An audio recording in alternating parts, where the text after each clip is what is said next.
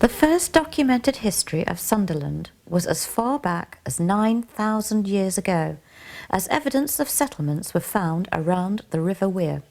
We will be looking at street scenes of everyday life, people at work and at play, and the transport of bygone Sunderland. We will also look at some of the good times and bad times in our city's history. We begin with a busy high street around 1910. The pavements are spilling over with bargain hunters, as everywhere you look, the sales are on. This is a photograph of Fawcett Street around 1904, a busy street scene with ladies in their long dresses and pretty hats. At this time, the museum and library were housed in the Athenaeum building. Bin's shop, T.E. Ward, the tobacconist, and the Elephant Tea House are along this street, as well as Vincent's piano shop. Here is a scene from Bridge Street. At the back of the picture on the left, you can see the Wear Railway Bridge, which was opened in 1879. A horse and dray cart belonging to Cuthbert Fox and Sons is seen on the left, and in the middle you can see the horse-drawn tram heading towards the photographer.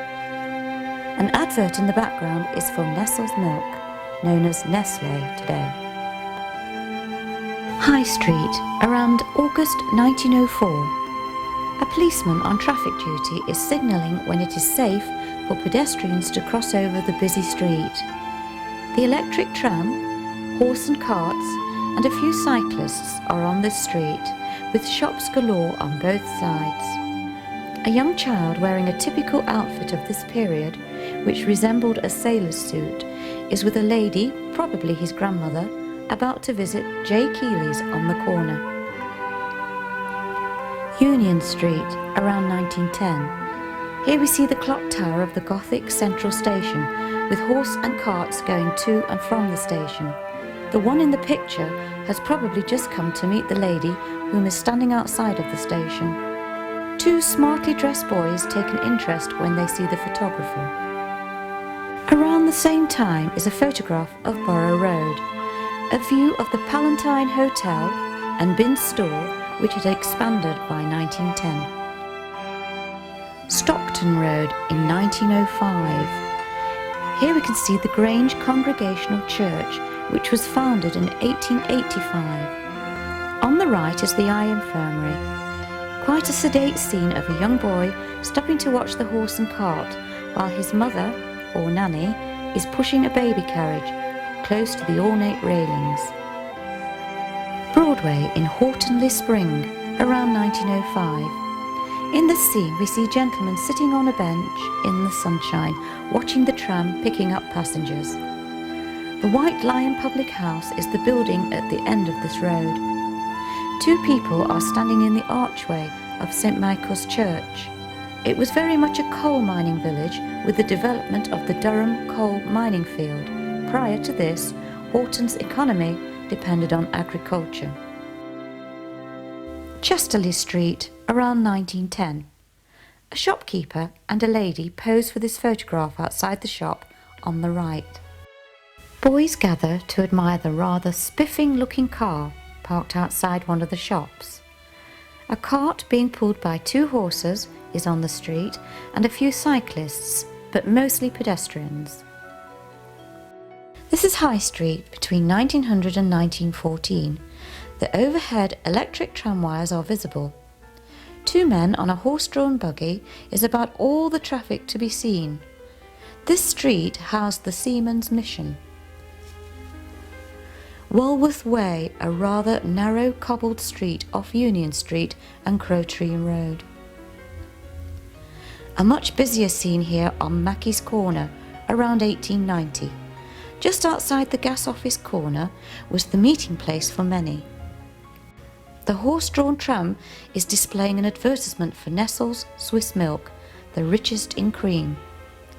You can just make out a man on stilts on the far left. Clearly you can see the drapery store belonging to George Robinson and Mackie's, the silk hat makers. Her family and neighbours all smile for the photographer outside their home on Long Bank in 1911. A little further along was a kipper curing house. The properties were demolished to make way for the Corporation Quay about 1934. Newcastle Road around 1900. The Welsh Presbyterian Chapel can be seen just beyond the cart on the roadside on the right of the photograph. Moving on, a later scene of Bridge Street around 1930. Weirbridge and the Elephant's Tea House still there 30 years later. The Grand Hotel is on the right, and over on the left is St Mary's Catholic Church. Fashions have changed considerably. However, hats for both ladies and gents are still very much a part of everyday wear. Wearmouth Bridge in 1928 was still under construction. It was opened in 1929 by the Duke of York, whom later became George VI. This bridge replaced the one built by Robert Stevenson. It was built adjacent to the Weir Railway Bridge. This photograph was taken during the 1930s. Tram track removal was an arduous task on Borough Road during 1956. The 50s brought the first parking meters, actually in 1958. A very wet and windy day in 1953 along Bridge Street. This does not dampen the spirits of the child seen here in the picture with his mother, as they are heading for Boydell's, who sold toys and cycles. The street is busy with cars of that era and buses. We now move on to take a look at some of the transport in Bygone, Sunderland. This splendid buggy with horse and driver probably belonged to someone quite affluent. Pride's Delivery Bakery Horse and Cart. A shopkeeper is waiting for the early morning delivery outside her shop.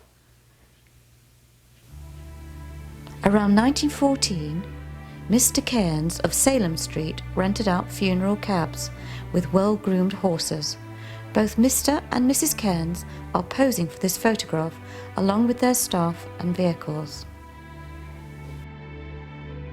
Another business transport was that of the Northern Laundry. The firm began in 1880. By the 1920s, the charge for your laundry collected, washed and brought back immaculate was 2 shillings and 6pence. Here we see the open-top electric tram owned by Sunderland District Transport in the 1900s. The driver's cab was an open compartment, lovely on sunny days but not so nice on cold winter days. This tram is advertising Lipton's tea and Hudson's carbolic soap. The Florence Nightingale was Sunderland's first lifeboat in 1865. At one time there were 4 lifeboats in Sunderland, one at the North Dock, one in the south, and one at Grangetown, and one at the south entrance of the South Dock. This picture is of the South Docks with the grain warehouse in the background. The paddle tugs are on the fish quay. This is the launching of a Docksford turret ship in 1900. The turret ship had a very large cargo hold. This is a torpedo destroyer built by Docksfords. They were powered by oil-burning steam engines. However, from the 1890s, turbines replaced the steam engines. The waterboatman, Mr. Scott, who took fresh water out to the ships in the river and docks in his boat called the Olive Branch. The background shows the Hetton Drops. This picture is of the Hilton ferries in the 1890s, which went between Sunderland and Newcastle. It was used to take vehicles. People were taken over on a rowing boat. How many remember that petrol cost 1 shilling a gallon at the Pyramid petrol station in 1931? This view of Homeside has been taken from the rooftop of Binns. Turvey's Garage claimed to be the oldest dealer of motor cars in the north. Their premises seen here on the left. Bridge Street in the 1930s, very busy with numerous vehicles parked outside the Grand Hotel. The pub seen here was the Bells Hotel. Double-decker buses are also in this busy street scene. Durham Road, an open-top tram full of passengers en route past the infirmary. A scene in 1952 of Sunderland Street. A two-way traffic system was now in operation. The ladies shopping all wearing headscarves on this wet, cold day. A corporation tram and Northern General bus in competition on the Ryhope Road in 1952. Fawcett Street, 1954. It is said that Sunderland had the cleanest buses in Britain as they installed a bus wash at their Hilton Road depot. Here we see a busy street with buses, trams, cars and cycles in Fawcett Street in 1954. Every bus and tram shown here advertises Bin's shop. A tram advertising you know who is travelling down High Street, probably about to pick up passengers outside the Sunderland railway station. Here we see Hilton Road. The police station was based here. A corner shop advertises Rickery in a steaming cup. Is the car on the right an early Morris traveller? Not many people owned cars in 1958. This is a street scene of Sea Road, quite a busy shopping area. Around this time, a new law came into force about the dropping of litter. It seemed bus tickets were the main cause. In earlier years, the King's Theatre stood on Crow Tree Road. In 1959, above the shop Davis's are advertisements for Heinz Beans 57 variety and Bovril. Prevents that sickening feeling. Another campaign at this time was to be more careful with discarded food on the platforms of the railway station. Rats were everywhere. The first plan was to employ a station cat, whom did a great job until he got killed by a train, so poison was used and the problem eliminated. This vessel, the Reclaimer, was used as a salvage ship in the 1930s. A Sunderland Corporation water car in 1907 looks very impressive. The very first police patrol van, several were used on the roads by 1938. This is the Earl of Durham steam engine owned by the Lambton Collieries Limited in 1902. In 1954, 5 double-decker buses were built in Sunderland at Southwick by the Associated Coach Builders. This bus is being checked by the Ministry of Transport Safety Team. At the Wheatsheaf Tram Depot, workers prepared this tram for its last journey on October the 1st, 1954. It was named the Ghost Tram. We now move on to take a look at some of the old shops and markets of yesteryear. See if you can remember any of them.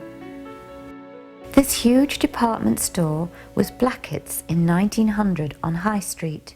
You could buy a complete bedroom suite for 10 guineas. Inside the store was a brass lift and a chute system for the money. A little shop on Homeside with a difference, the Maison Nouvelle, selling both French and English millinery in 1900. There's no price tickets in the window, so perhaps a shop for the more affluent. A workroom was within these premises. Leonard and Little of High Street are quite happy to display their prices, even to the point of showing their prices on young children advertising their outfits. In Waterloo Place, Harry Dix ran a gentleman's hosiery and hat shop. His shirts were advertised to be of a faultless cut and style for just £1.16. If it was just the collar worn out on your shirt, he sold shirt collars too, which saved a shirt from being discarded and worn for a much longer time. One of the finest tailors was W.H. Turner's, their window full of different suit fabrics. Gas mantles lit up the shop display window. William Wainless, a shop in Thomas Street, sold rifles and revolvers. This advert in the window reads, "Cartridges loaded with smokeless sporting powder."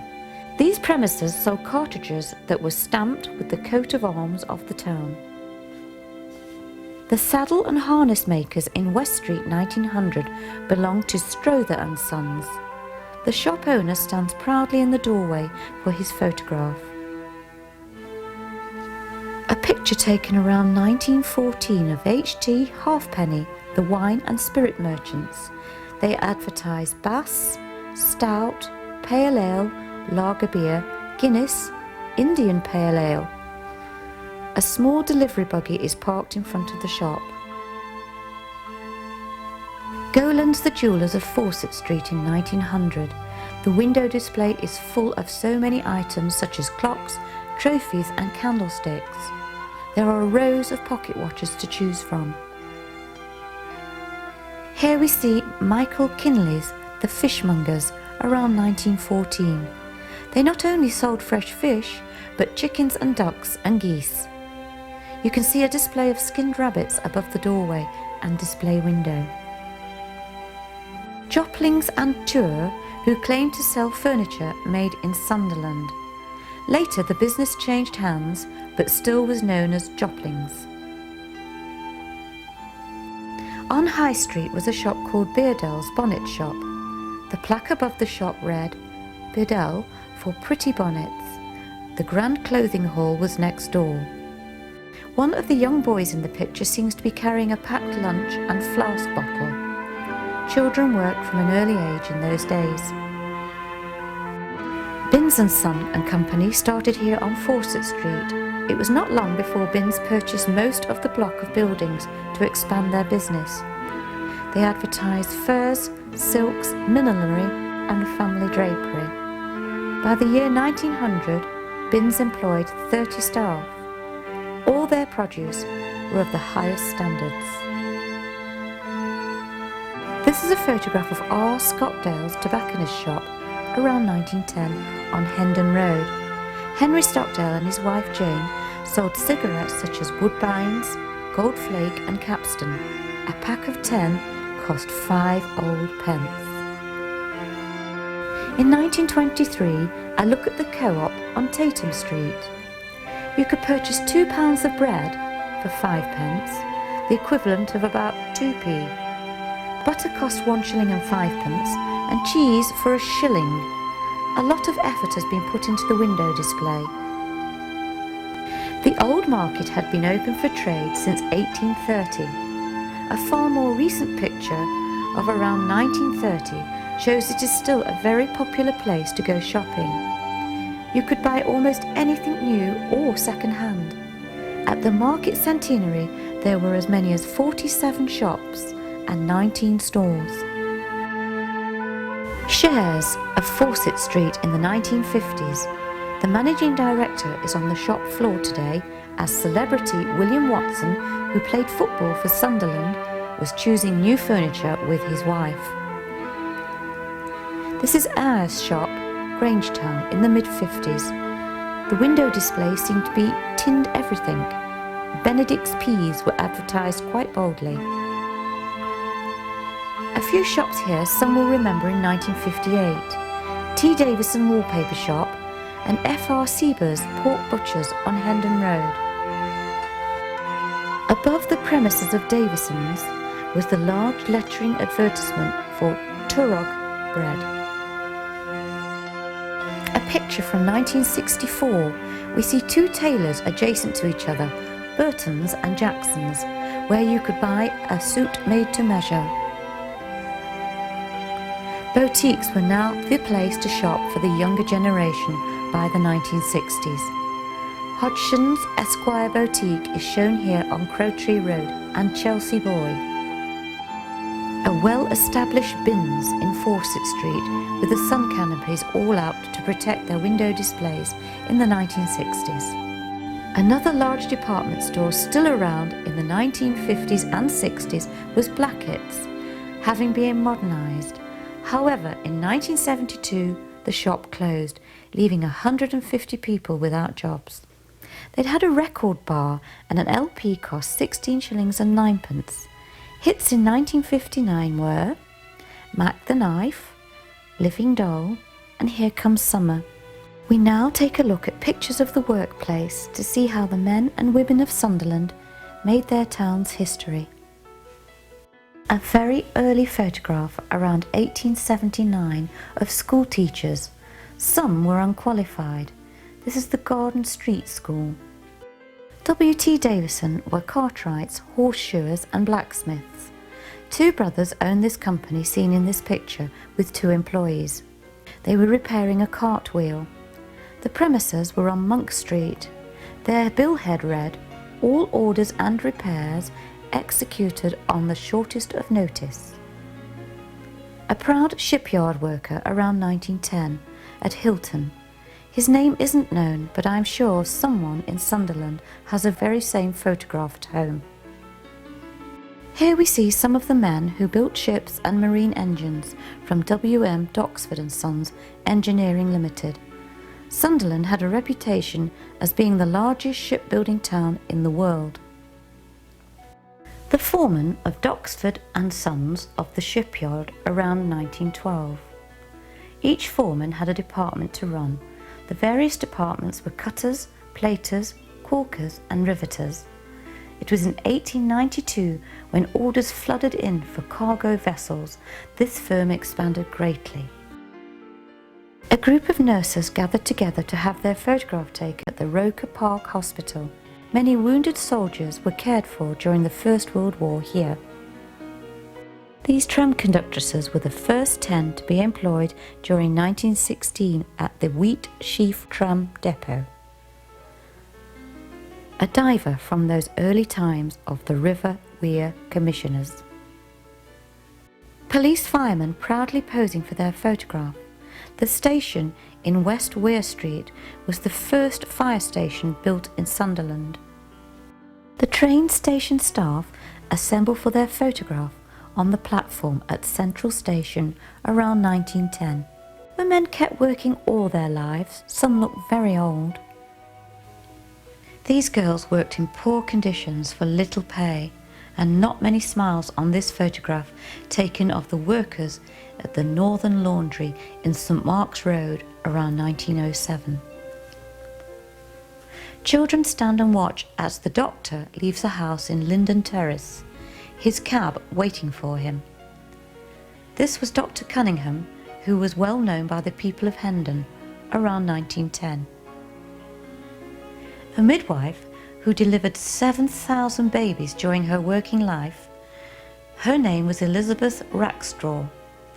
She had 7 children of her own. Her daughter Henrietta was murdered by John Strong, Henrietta's boyfriend. This is an early morning scene from the brewery. Here we see all the drays loaded for deliveries for that day. The delivery men are dressed very smartly. Fox and Sons again. We see delivery men looking smart, but time has moved on and a lorry is used to carry the barrels of highly nourishing stout. A bar in the 1920s. It was the Bluebell Public House, where you could enjoy bottled Worthington and a Packer's pie. The staff are dressed very smartly just before opening time. These ladies catered for the unemployed. They worked in the soup kitchens in the 1920s. The kitchens were funded by the council, churches and the police. Mr. Rear was the hot potato man who sold his produce to the people as they left the Royal Cinema on Bedford Street. Mr. Ross and his wife ran the fish and chip shop in Nobles Bank Road during the 1920s. Above the door read, Nobles Bank Hygienic Fisheries. J. Fisher in the doorway of his shaving and hair-cutting salon.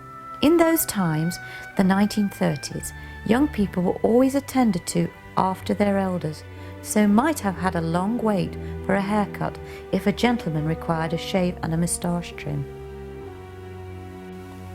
A boring out team in 1935.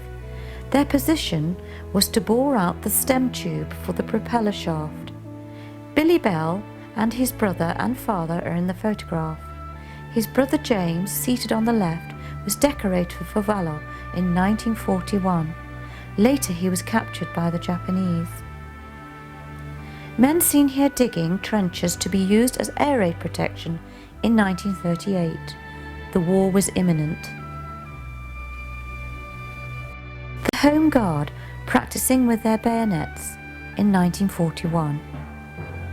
This was a time for extreme caution. A man was fined £10 for taking photographs of friends at the seafront at Roker. The seafront, of course, had many anti-invasion defence structures, and although this act was done in innocence, the people had to learn to become far more vigilant. Women working on board a ship on the River Wear. As men were called up to fight, women took over their work until after the war. Moving on into the 50s, we see a trading kiosk at Seaburn in 1955.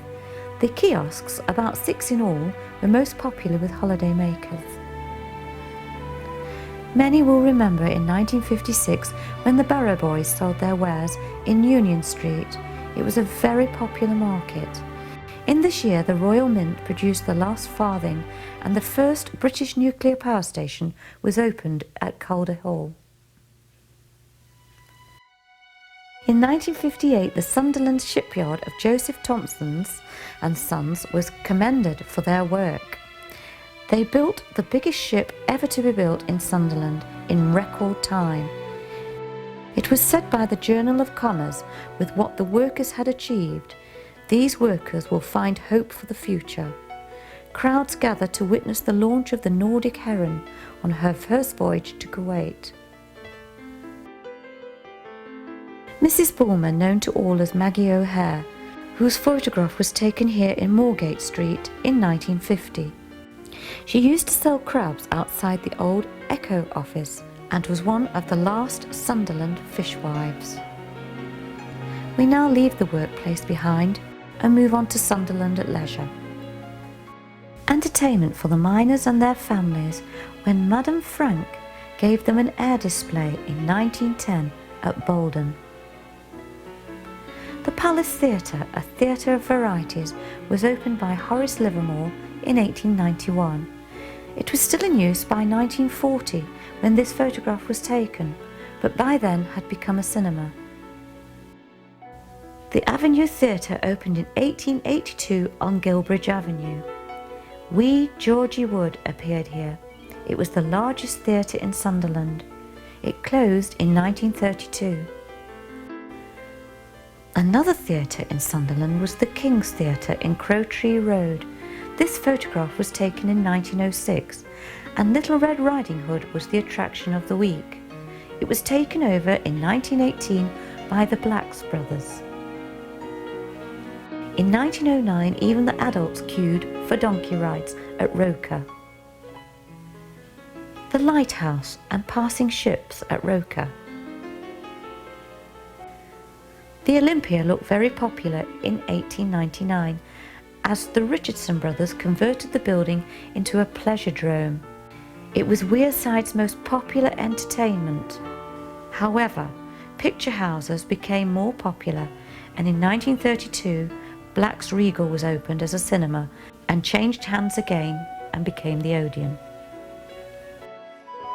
This was the Hendon Ragtime Band, 1920, on Winchester Terrace.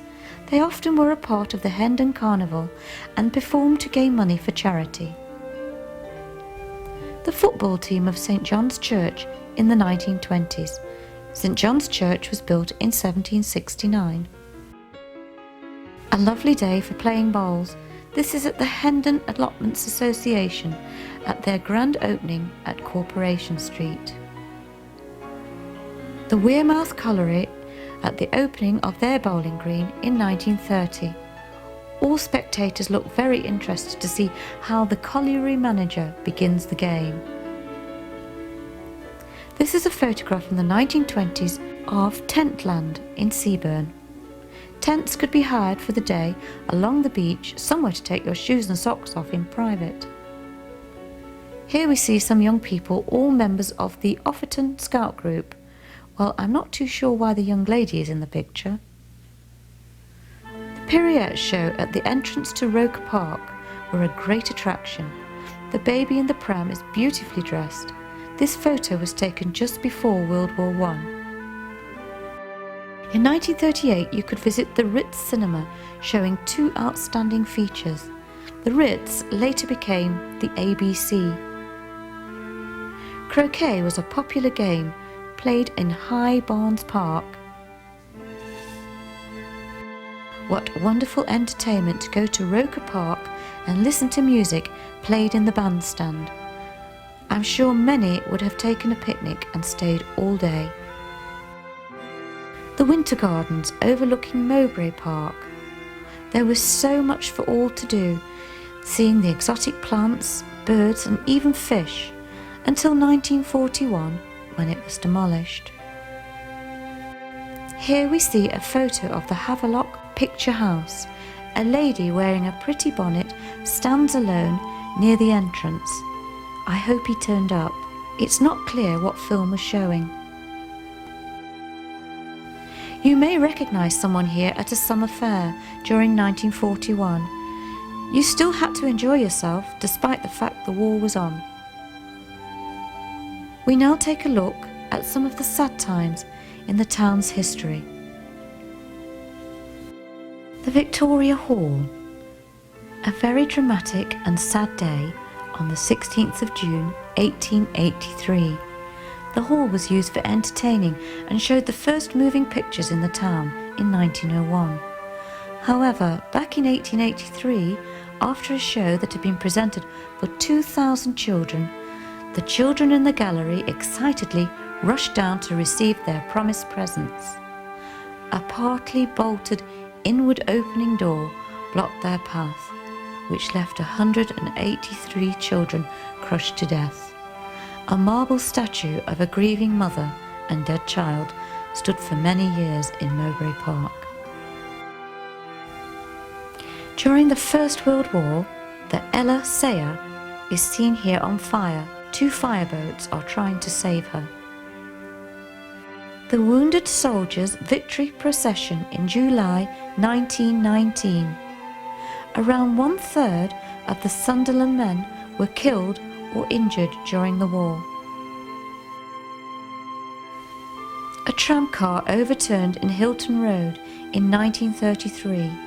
People seemed to be peering through the windows, probably looking for loved ones. Hilton Road in the 1930s. People turned out in their hundreds to witness the funeral of 3 small children who had died in a house fire. An aeroplane was shot down in 1940. It crashed into the home of the Stormont family on Suffolk Street. Mrs. Stormont died straight away. Her husband was badly injured and their daughter Jean lost both of her hands. Houses adjacent had to be evacuated as the plane was carrying bombs that had not exploded. April 1941, Bin's store on fire after an air raid. After so many years of building up a business, how terrible for Joseph's sports shop when on September the 6th the railway station was bombed and a pair of bogey wheels hurled through the shop window. To add insult to injury, the railway sent Mr. Joseph a bill for removing the wheels.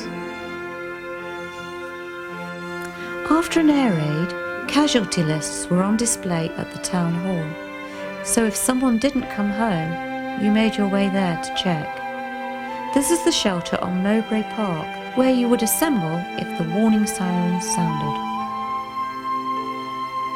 Gas masks were issued to everyone in the possible event of a poisonous gas attack. Here we see school children trying on their masks. Everyone was issued with Anderson shelters, which you erected in the garden, somewhere to hide when the bombs were falling. It wasn't wise to stay in your house. If it was hit, you probably would have been crushed in the rubble. Brave faces on such a sad day, the evacuees about to take the train to safer places. A poster reads, "Keep calm and carry on." After an air raid, you climbed out of your shelter to see if your house was still there. This scene is on Wearmouth Drive. The remains of a house on Roxburgh Street for the Watson family to find after a night in their brick shelter, equipped with candles, blankets and gas masks. Nothing was wasted during these hard years. A photograph in 1941 showing unexploded bombs being cut up for scrap. The ship, the Zealous, was struck by 2 delayed action bombs. 7 crew members were injured. The damage done by a parachute mine on Union Street. Many were trapped in this devastation as ceilings caved in and walls crumbled. The football ground was hit, killing policeman Lancelot Slother. The Mayor of Sunderland, John Young, announces the end of the war in Europe, and celebrations were held everywhere. Later, he announced the victory over Japan. People knew many of our servicemen were still prisoners, but the war was over. On October the 1st, 1954, it was a day of saying goodbye to the trams of Sunderland. People queued to take a final journey for the cost of 1 shilling. Jopling's, the department store, was destroyed by fire on December the 14th, 1954. Flames leapt hundreds of feet in the air. The damage was thought to be about £1 million. Luckily, no one was injured, not even Santa. We now move on to look at celebrations in the town's history. Police, Fire Brigade and Rocket Brigade all on the Coronation Parade in 1911.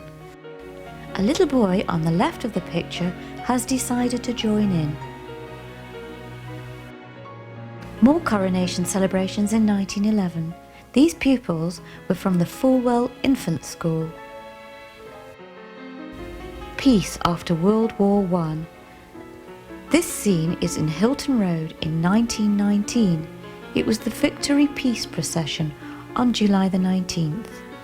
People are waving flags out of windows of the buildings and crowds line the streets on this happy day.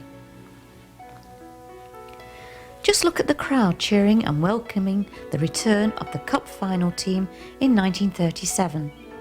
The team went on to Roker Park and paraded the Cup to 30,000 people with pride. In 1935, Sunderland celebrated the Silver Jubilee of King George V. The museum was lit up especially, as well as streets decorated for the occasion. Street parties were organised for the Silver Jubilee celebrations, this one in the East End in 1935. King George VI with Queen Elizabeth visiting Sunderland during the war in 1943.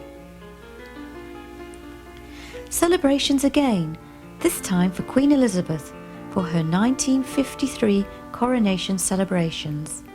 This bus says, "Long live the Queen."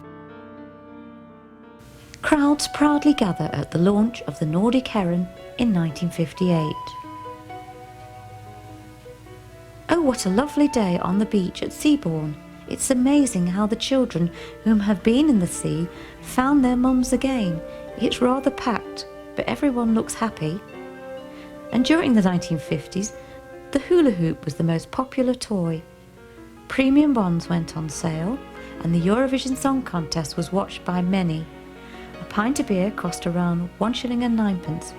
Non-stick pans were invented, and the first mini car was built. And that brings us to the end of our journey through Sunderland's past in pictures. We hope that you have enjoyed your trip down memory lane.